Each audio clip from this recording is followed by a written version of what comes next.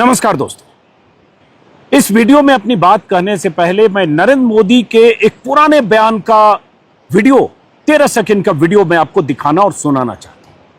तब वो मुख्यमंत्री थे गुजरात के, यानी 2014 के पहले का ये वीडियो बयान है जो आज वायरल हो रहा है। आर्काइव से निकलकर ऐसे बयान आते रहते हैं। कई बार ऐसे बयान मुंह चिढ़ाने के लिए भी आते हैं, कई बार ऐसे बयान अतीत में दिए गए बयान को वर्तमान के आईने के सामने पेश करने के लिए भी आते हैं।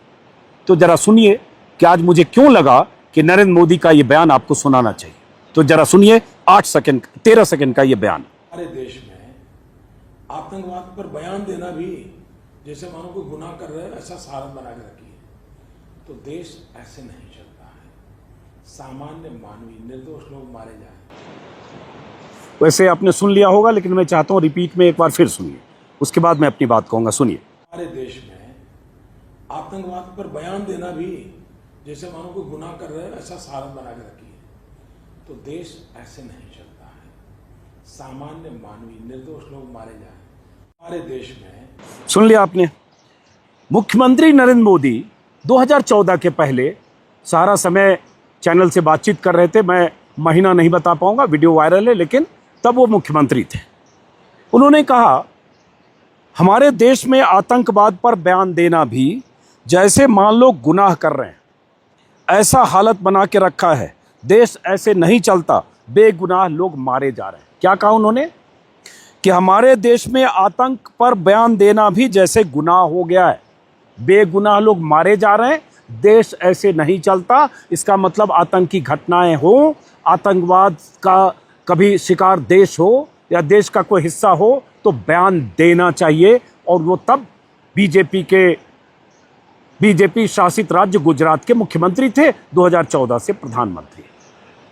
और एक दौर वो भी था सुषमा स्वराज का वो चर्चित बयान, जो लांस नायक हेमराज जब शहीद हुए थे तो उनके गांव जाकर उन्होंने कहा था कि 10 सिर तो लाते पाकिस्तान से काटकर, ऐसा कुछ कहा था।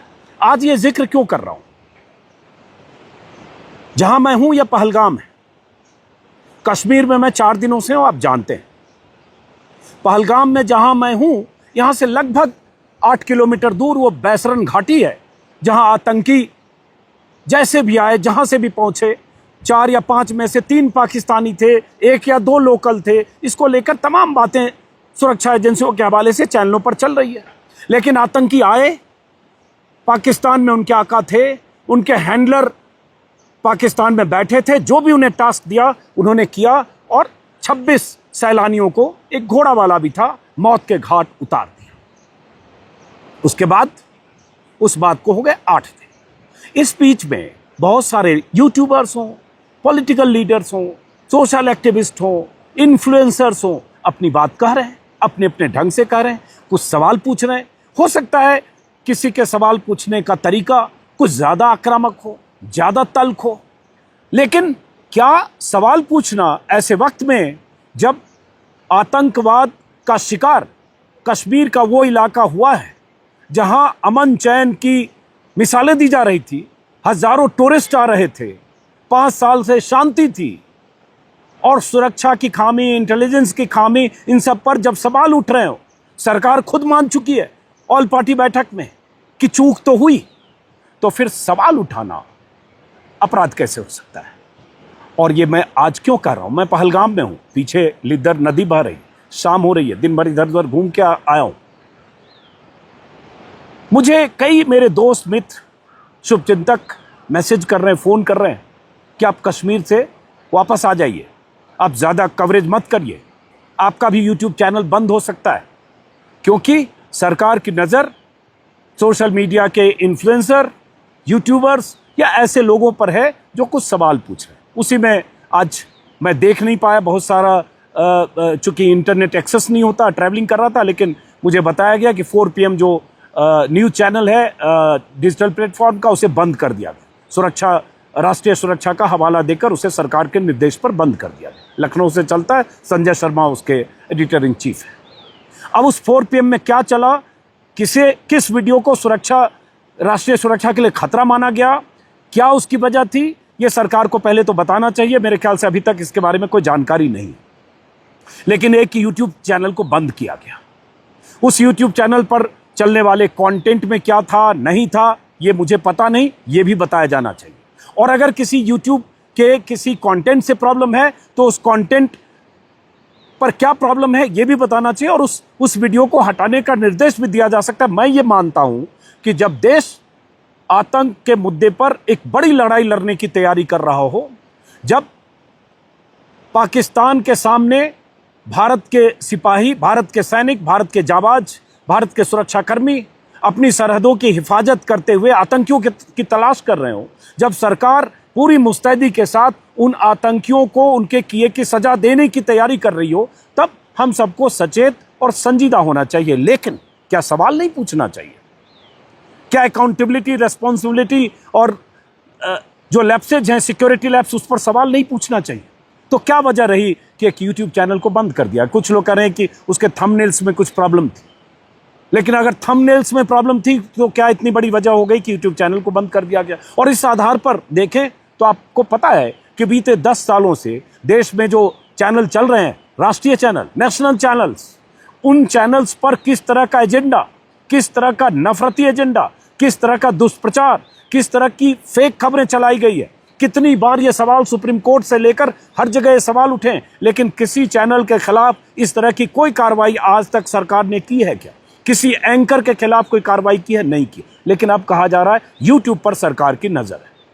इसलिए मुझे लोगों ने नसीहत भी दी, चेतावनी भी दी। और जब यह चेतावनी मुझ तक आई तब तक मैं एक वीडियो रिकॉर्ड कर चुका था, उसका एडिट कर रहा था।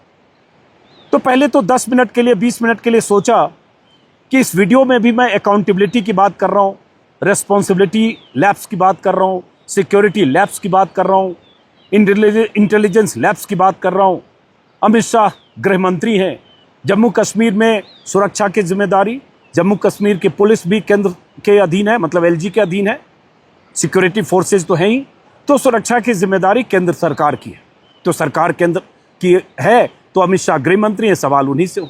देश के प्रधानमंत्री नरेंद्र मोदी हैं और सरकार ने 5 साल में अमन चैन को लेकर एक माहौल भी बनाया, अमन चैन हुआ भी और तमाम वादे भी किए गए, उसके दावे भी किए गए, उसकी वजह से सैलानी भी आए। लेकिन अगर ये बड़ी घटना हुई, अगर 26 पर्यटकों की, जिसमें घोड़ा वाला है, उनको अगर मौत की नींद आतंकियों ने आकर सुला दिया, जिसकी उन्होंने कई महीनों से तैयारी की होगी, कैसे आए, किधर से आए, अब तक कुछ पता नहीं चला, 8 दिन हो गए।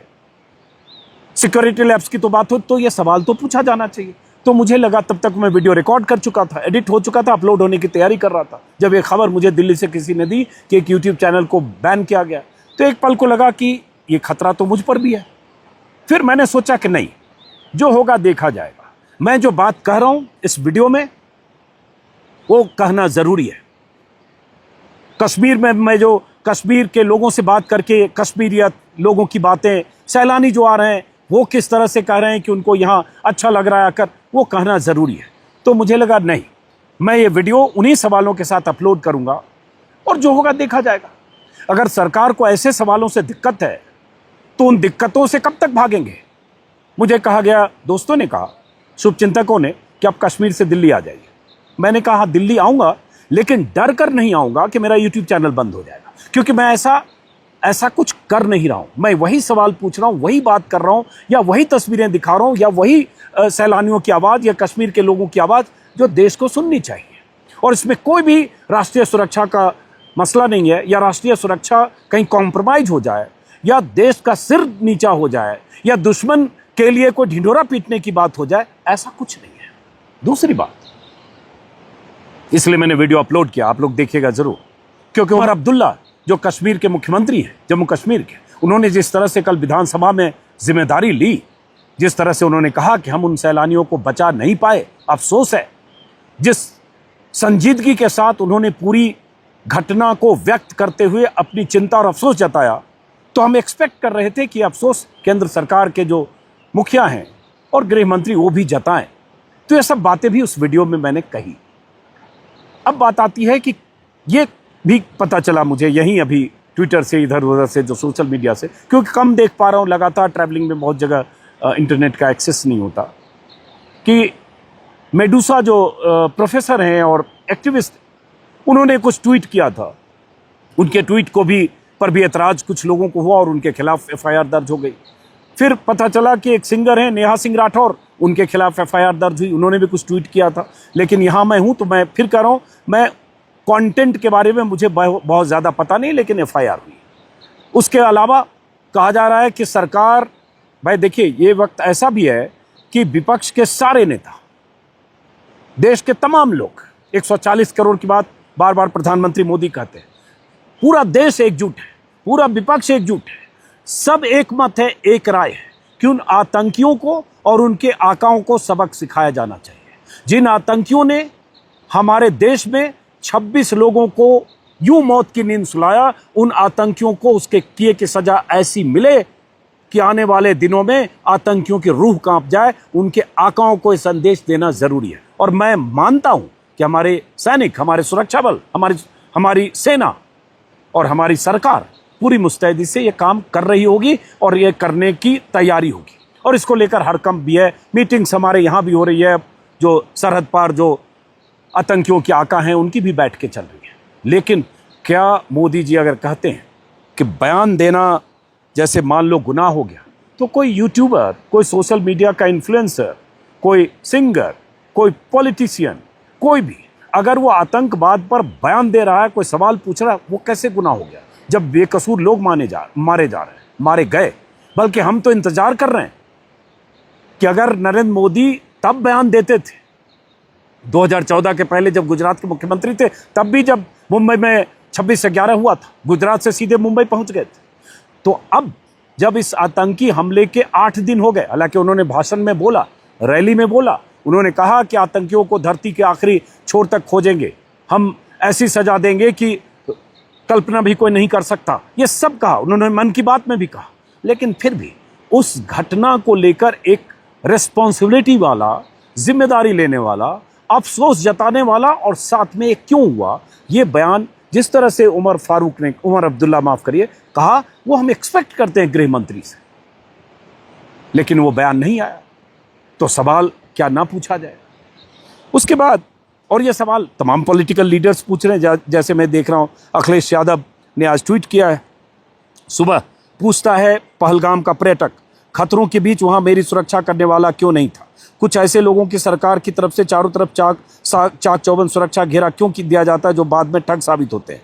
कोई भी कुछ बनकर इतने संवेदनशील इलाके में सुरक्षा कैसे पा सकता है जहां कोई जांच पड़ताल नहीं होती? एक ठग, गुजराती ठग, किरण पटेल शायद नाम है, मेरे ख्याल से उसको लेकर उन्होंने लिखा।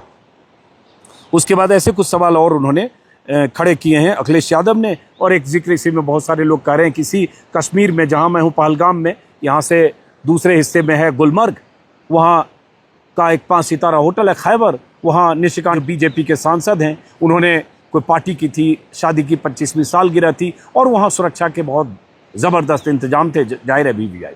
तो यह सवाल पूछा जा रहा है कि फिर उन सैलानियों की मौजूदगी को जानते हुए वहाँ सुरक्षा के इंतजाम 3-4 किलोमीटर के रेंज में, जहाँ पर वो बैसरन घाटी है, वहाँ क्यों नहीं? तो ये सवाल पूछा जा रहा है। उसके बाद आज मैं, जैसा कि मैंने शुरू में कहा, आज मैं बैसरन घाटी भी गया था, हालांकि उस रास्ते को बंद कर दिया गया है, वहाँ जांच चल रही है, तमाम तरह की बातें हो रही है, इसमें बहुत तरह के वीडियो भी इस बीच आ रहे हैं। तो ये सारे सवाल हैं, लेकिन इन सवालों का जवाब सरकार देगी, सरकारी एजेंसियां देगी, ऑन रिकॉर्ड देगी। लेकिन कई बार ऐसे हवाई बातें आ रही है, उन हवाई बातों के आधार पर बहुत सारी बातें चैनलों पर चल रही है। अब इस बीच ये भी हुआ, और ये सब एक जम्मू कश्मीर में पिछले 7 दिनों से, घटना के बाद 8 दिनों से बहुत ऐसा सैलानियों में डर है, कश्मीर में के लोगों को चिंता है, टूरिज्म लगभग बंद हो गया, लगभग बंद, 2-4% लोग आ रहे हैं। इस बीच आज ये हो गया कि जो टूरिस्ट स्पॉट हैं, 48 टूरिस्ट स्पॉट 87 में से उसको बंद कर दिया गया। जम्मू कश्मीर सरकार ने खुफिया सूचना के बाद बंद कर दिया, जिसमें बांदीपुरा, बडगाम, कुलगाम, कुपवाड़ा, हंदवाड़ा, सोपोर, अनंतनाग, बारामूला, पुलवामा, ये सब, गांदरबल, इन इलाकों में बहुत सारे टूरिस्ट स्पॉट, कुछ ऐसे पिकनिक स्पॉट, कुछ ऐसे जो हिल टॉप होते हैं, कुछ ऐसे जो मैदानी इलाके हैं जहां टूरिस्ट जाते हैं, कुछ ऐसे कैफ़े भी हैं, ये सब पैराग्लाइडिंग स्पॉट है, इनको बंद किया, इको विलेज रिजॉर्ट है, इनको बंद कर दिया गया क्योंकि खुफिया सूचना के आधार पर जम्मू कश्मीर सरकार को लगा कि कोई ऐसी अप्रत्याशित घटना न हो, इसलिए एक तरह से होता है अपनी तरफ से पहले सतर्कता में बंद किया गया। और जम्मू कश्मीर में मेरे कहने का आशय है कि चप्पे चप्पे पर आज की तारीख में सुरक्षा एजेंसियां हैं, ज़बरदस्त मुस्तैदी है, हर जगह गाड़ियों का आना जाना दिख रहा है, पैरामिलिट्री फोर्सेस, सीआरपीएफ और जेके पुलिस से लेकर और सेना के जवान भी होंगे जहां उनकी रिक्वायरमेंट, और ये सब जगह छापेमारी और ये सब घटनाएं हो रही है। उन आतंकियों के हाइड आउट की तलाश हो रही है। आए दिन खबर आ रही है पिछले 5 दिनों से कि यहाँ उनके हाइड आउट को उड़ा दिया गया, यहाँ तलाश हुआ, इस गांव में छापे पड़े, उस घर को किसी आतंकी के होने की सूचना या उस घर में पहले वो आतंकी था या देखा गया कभी, इसलिए वहाँ सुरक्षा बलों ने उस घर को उड़ा दिया। ये सारी तस्वीरें आ रही हैं। तो हमें ये इंतजार है कि सरकार की तरफ से अधिकृत तौर पर पूरी जानकारी दी जाए, गृह मंत्री की तरफ से बयान देकर यह बताया जाए कि क्या है, क्या हुआ, कैसे हुआ, बजाय इसके कि जो लोग बयान दे रहे हैं, जो अपनी बात रख रहे हैं, जो सवाल पूछ रहे हैं, उनको निशाने पर लाया जाए, उनके खिलाफ सरकार और सरकार की एजेंसियां कोई मामला दर्ज करे और इस तरह से उनके खिलाफ कोई एक्शन हो। सरकार की तरफ से जो खबरें आ रही है बहुत कि लगातार मीटिंग्स हो रही है बैसरन को लेकर और आतंकियों की मौजूदगी कैसे हुई इसको लेकर मीटिंग्स हो रही है। ये खबर आज भी हाई लेवल मीटिंग गृह मंत्रालय में हुई जिसमें सेंट्रल आर्म फोर्सेज के मुखिया मौजूद थे, border BSF, Assam rifles, NSG, CRPF, CISF, इसके जितने अधिकारी थे वो सब शामिल हुए। कल पता चल रहा है कि सरकार की बड़ी बैठक होने वाली है पीएम मोदी की अध्यक्षता में, सीसीएस की बैठक, जिसमें मोदी, शाह, राजनाथ और जो सीसीएस के मेंबर होते हैं वो बैठेंगे। फिर उसके बाद सीसीपीए की बैठक है, cabinet committee on political affairs, उसमें बाकी जो मिनिस्टर्स हैं नितिन गडकरी और जेपी नड्डा ये सब मौजूद रहेंगे। तो ये सरकार भी लगातार किसी न किसी तरह से पूरे मामले को समझने और आगे फॉरवर्ड एक्शन की तैयारी कर रही है। हम भी चाहते हैं कि उन आतंकियों को उसके किए की सजा मिले, लेकिन साथ में ये बयान देना, राय जताना, सवाल पूछना, अकाउंटेबिलिटी पर सवाल पूछना, चूंकि सवाल पूछने का हक लोकतंत्र में है और यही बीजेपी के नेता सवाल पूछते रहे, खुद नरेंद्र मोदी, इसलिए सवाल पूछने वालों पर शिकंजा कसना गलत है। और जहां तक देश प्रेम और देशभक्ति की बात है तो इस दौर में कोई किसी को सर्टिफिकेट दे सकता है, कोई भी तय कर सकता है किसी के ट्वीट से, किसी के वीडियो से, किसी के बयान से क्यों देश विरोधी हो गया। ये इस दौर का फैशन है, लेकिन ये तय करने वाले लोग कौन लोग हैं, कैसे तय कर सकते हैं? कैसे तय करेंगे कि मैं यहाँ हूं तो मैं आपसे कम देश प्रेमी हूं, या मैंने फला बात कही तो मैं आपसे कम देश प्रेमी हूं, और आप उटपटांग बयान दे रहे हैं, आप अक्सर मरने मारने की बात या नफरती बातें कर रहे हैं, या किसी धर्म विशेष को हमेशा आप टारगेट पर रख रहे हैं, निशाने पर बोल रहे हैं, इसलिए आप हमसे ज्यादा देश प्रेमी कैसे तय होगा? बैसरन घाटी में जो हुआ वो आतंकियों की टारगेट किलिंग थी, यह हम सब जानते हैं, लगातार इस पर बात हो रही है। चुन चुन कर मारा, हिंदू पहचान के आधार पर मारा, नाम पूछकर मारा, लेकिन यही वो चाहते थे, यही वो करना चाहते थे, वही कर गए। अब उनके उन नापाक इरादों को एक्सपोज करना, उसके पीछे की उनकी प्लानिंग क्या थी, कहां से आए, कौन उनके हैंडलर है, ये सब तो सरकार की जिम्मेदारी है। और जब तक सरकार की तरफ से ये एक्शन जमीन पर नहीं उतरता है तब तक सवाल पूछना हम सबकी जिम्मेदारी है। चलिए, बहरहाल शाम का वक्त है, पीछे आपको खूबसूरत पहाड़ी दिख रही है, पहाड़ पर बर्फ की चादर दिख रही है, क्योंकि सूर्यास्त हो रहा है, सनडाउन हो रहा है, इसलिए जो डूबते सूरज की चमक ने उस पहाड़ पर जो सफ़ेद बर्फ है उस पर एकदम एक सफ़ेद रोशनी, बल्कि शाम को थोड़ी पीली रोशनी की चादर बिछा दी है। पीछे जो नदी है, लिद्दर नदी, उसकी जलधारा की आवाज़। तो फिलहाल इस वीडियो को पहलगाम से, कश्मीर की इस खूबसूरत वादी से ख़त्म करते हैं, फिर मुलाकात होती रहेगी। देखते हैं कि ये खतरा क्या हम तक भी पहुंचता है और जिन तक पहुंचा है, जो इसके जद में है, उसके बारे में आप भी सोचिए। क्या उनका ऐसा गुनाह था कि उनके खिलाफ एफआईआर दर्ज हो और उनका यूट्यूब चैनल बंद हो? और इस आधार पर अगर एक्शन होने लगे तब तो 10 साल में 100 चेहरे अलग अलग चैनलों के, उन सब के खिलाफ कार्रवाई हो जानी चाहिए थी, जो नहीं हुई। और चैनलों के खिलाफ भी जो नहीं। फिलहाल पहलगाम से इस वीडियो को खत्म करता हूँ, फिर मुलाकात होगी। नमस्कार।